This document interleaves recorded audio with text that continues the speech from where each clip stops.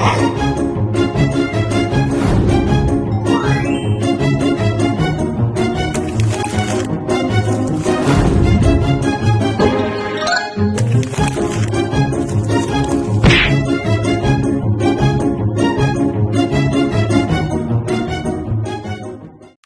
standby, kamera ready, sound ready, 3, 2, 1, action. Assalamualaikum warahmatullahi wabarakatuh. Perkenalkan, nama saya Aldes Rendiatama. Saya di sini sebagai perwakilan kelompok 1 akan menjelaskan PNBP di dalam materi kuliah atau kuliah Poldang, Politik, Perundangan, dan Kebijakan Kehutanan. Nah, di sini saya akan menjelaskan PNBP, penerimaan negara bukan pajak, secara umum dan secara singkat.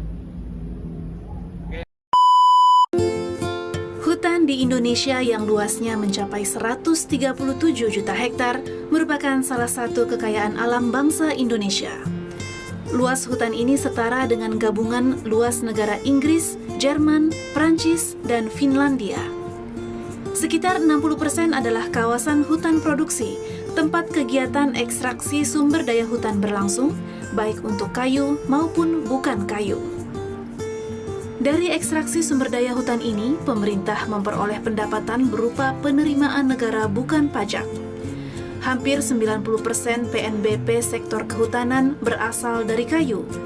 Terdiri atas 4 komponen, yaitu iuran izin usaha pemanfaatan hutan, provisi sumber daya hutan, dana reboisasi, dan ganti rugi nilai tegakan. 3 dari 4 jenis pendapatan ini kemudian disalurkan ke provinsi dan kabupaten penghasil melalui skema dana bagi hasil kehutanan. Dana PSDH dan IIUPH dapat digunakan pemerintah daerah untuk pembangunan daerah secara umum. Hanya dana reboisasi yang penggunaannya dipatok untuk rehabilitasi dan penghijauan lahan. PNBP kayu tersebut saat ini berkisar 2-3 triliun rupiah per tahun. Jumlah ini jauh lebih kecil dari potensi yang seharusnya diterima. Bandingkan dengan PNBP sektor pertambangan umum misalnya, yang mencapai 24 triliun. Saya jeda video ini karena mungkin di video pertama dan video narasi yang keduanya akan sedikit berbeda di dalam sound. Di dalam narasi yang kedua, sound akan sedikit horor atau mengerikan. Karena di mana sound yang horor itu akan membuat kita sedikit fokus. Saksikan. Dengan tingkat deforestasi yang mengkhawatirkan, pemerintah telah mengupayakan berbagai kebijakan untuk menjaga kelestarian hutan. Salah satu instrumen utama adalah penerimaan negara bukan pajak atau PNBP di bidang kehutanan. Tapi, bagaimana sebenarnya PNBP ini dikelola? Dan apakah benar-benar efektif mendukung keberlanjutan lingkungan? PNBP adalah penerimaan negara yang bersumber dari penggunaan jasa atau sumber daya yang bukan termasuk kategori pajak. Di bidang kehutanan, PNBP meliputi iuran izin usaha pemanfaatan hutan, provisi sumber daya hutan, hingga dana reboisasi. Konsep ini diatur dalam berbagai regulasi termasuk Undang-Undang Nomor 20 Tahun 97 tentang PNBP dan dikelola melalui mekanisme anggaran pendapatan dan belanja negara APBN. PNBP di bidang kehutanan dipungut oleh satuan kerja di bawah Departemen Kehutanan.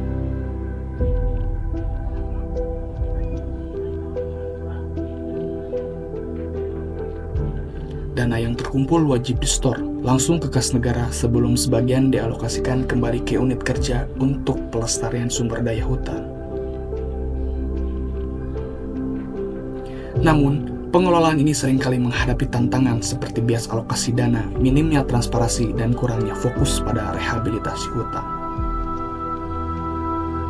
Selain itu, sejumlah dana malah digunakan untuk kebutuhan administratif bukan konservasi.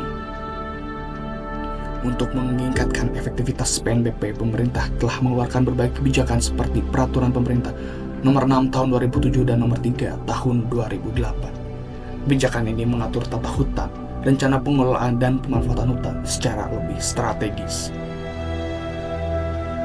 Fokus utama adalah memastikan bahwa setiap izin usaha pemanfaatan hutan, baik untuk eksploitasi kayu maupun jasa lingkungan, memberikan kontribusi nyata pada rehabilitasi hutan oleh keberlanjutan ekosistem.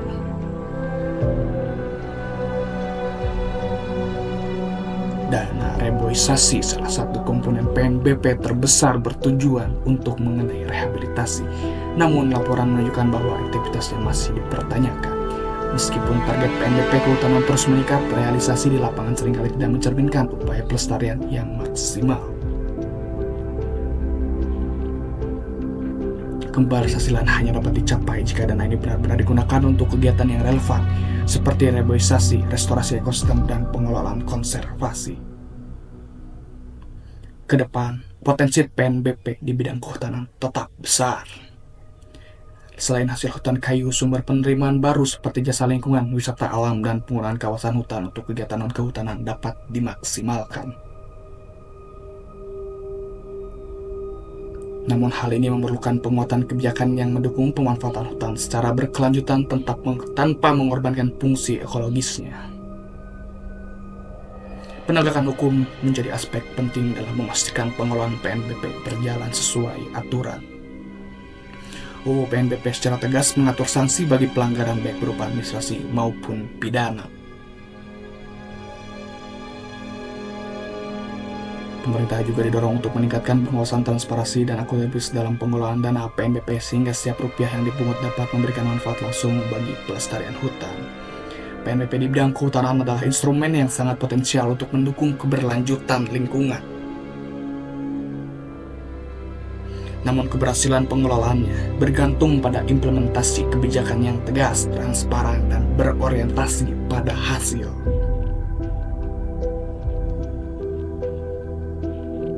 Dengan komitmen bersama dari pemerintah, masyarakat, dan pelaku usaha, kita dapat memastikan hutan Indonesia tetap lestari bagi generasi mendatang. Terima kasih.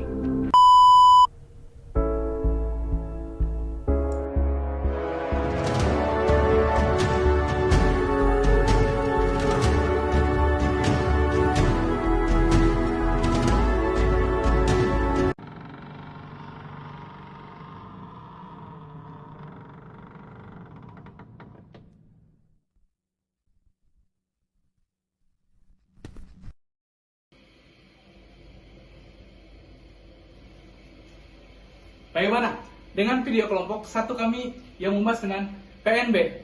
Apakah kalian sudah menyerap apa yang kami cari dan apa yang kami simpulkan dari materi yang kami sampaikan tadi?